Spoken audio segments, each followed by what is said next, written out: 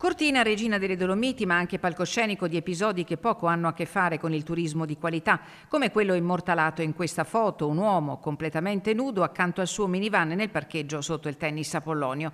La scena, durata diversi minuti, sotto gli occhi di una mamma e del figlio piccolo, ha lasciato tutti senza parole. Assolutamente hanno ragione, è lo stesso sdegno che ho io come sindaco, ma tutta l'amministrazione.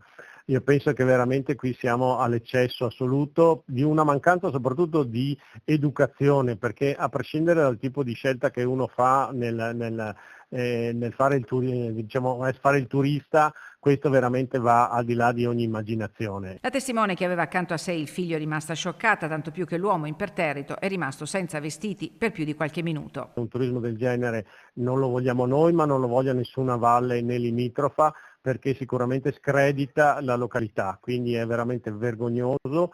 Io so che con i vigili stiamo cercando di fare le verifiche su questi che sono i parcheggi, ma purtroppo è sempre difficile trovarli nel momento in cui accadono certe cose, quindi non riusciamo a contravvenirli. Ma i casi di inciviltà, a quanto pare, stanno diventando sempre più frequenti e i video che li ritraggono sono numerosi. Lo dimostrano anche queste immagini riprese in un giorno di pioggia a Rio Gere, dove due turisti stranieri hanno pensato di fare la doccia approfittando della cascatella d'acqua che scendeva dalla grondaia del rifugio.